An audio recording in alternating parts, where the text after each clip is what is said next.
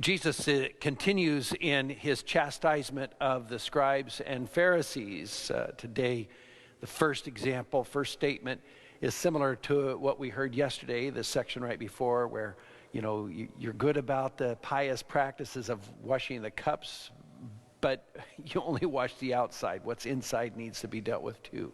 That's a hypocrisy.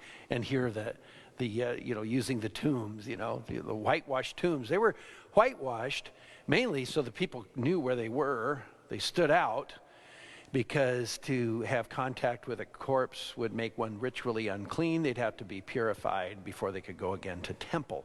So it was good to have a clear marker. But he's saying that, it looks pristine on the outside, but inside, what is there but death?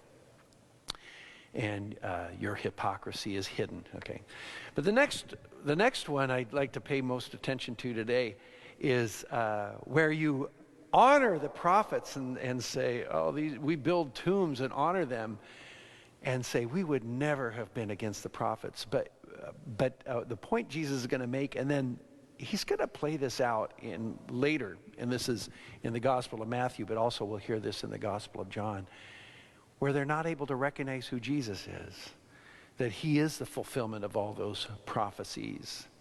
The leadership couldn't see this, the scholars, because they were set in their ways, but people who had an encounter with the risen Lord, they, by the experience of salvation or redemption or healing or forgiveness of sins or Jesus' acceptance of them, they were open to that, but the scribes and Pharisees were not.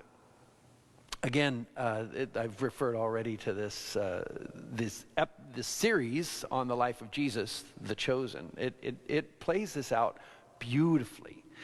I'll give three examples. One is when Peter sees Jesus call Matthew the tax collector, Peter's opposed to it. Well, I don't understand. I don't get it. And he says, well, you didn't get it when I called you either. But that's different. He's a tax collector. And Jesus' line to him is, get used to different, So you have to look at the world differently. The other scene is the wedding of Cana, when we all know the story, but it's just interesting how it's kind of expanded upon. You could get to see how the impact would have been felt. When Jesus goes to the wine steward and says, they're out of wine, obviously. We know the story. Fill these stone jars with water. And the steward just keeps staring at them because he's impossible in his mind. What difference will that make? And he's paralyzed. Interesting that the actor just stands there just staring ahead while his assistant tells the servants, well, go do it because we're desperate. We have nothing else to turn to. And he's supposed to help us, so just do what he says, even if it doesn't make sense. But the steward himself just frozen, paralyzed. And that's sometimes how we get when we see a problem we can't deal with. We're just paralyzed. But more so in the show, over the series of episodes, you see how Nicodemus, a Pharisee, who we know was assisted in the burial of Jesus and went to Jesus at night. We know this from the Gospel of John. And he was one of the few who was open to the message, but tortured by it, because he knew that he was going against the grain of his fellow Pharisees. And that tension is something we experience in our own lives. So the reason I think this is important for us to think about is when we look back, I would be on Jesus' side. Well, I don't know. I've thought about that a lot. Where would I be if I had been in that would I be in the first group of disciples, or would I be standing back going, I don't know, this sounds a little weird. Our leaders are nervous about him, so maybe he's not the right person. Maybe he's not the real Messiah. I think we have to be humble about how we would have responded, because it was usually the outliers who ended up following him. But they had an encounter with him in some way that changed their life, and that's what opened their hearts. So I think that's a reminder to us to stay close to Christ, because change is going to happen. Things are going to shift.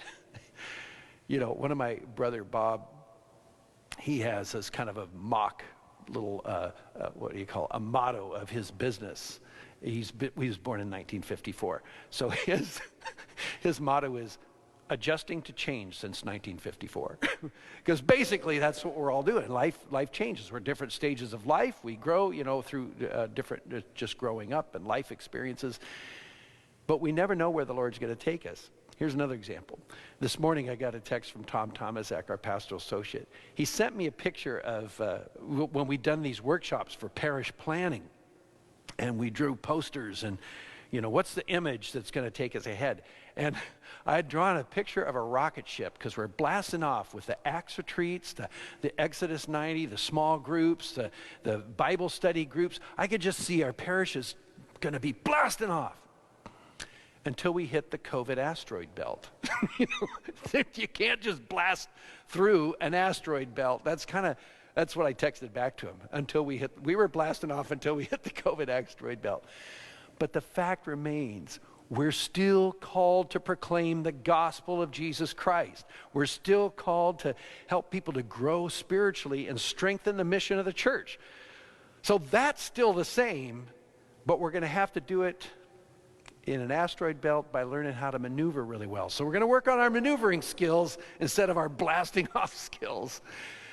The life is just going to come at us in a lot of different ways. And we need to be ready to change. Not our fundamental mission. Not who we fundamentally are. And that's what the scribes and the Pharisees missed. That what their fundamental mission wasn't preserving the status quo. None of our fundamental mission is to preserve the status quo. It's to adapt and continue to serve the mission of Jesus wherever he calls us. One last little comment. I can't remember where I read. I think it was quoted from a saint. I run across a lot of things all day. But he said, rather than complain about the people who we find annoying, we should be thanking God for that avenue out of purgatory and to live a more kind and forgiving and patient life.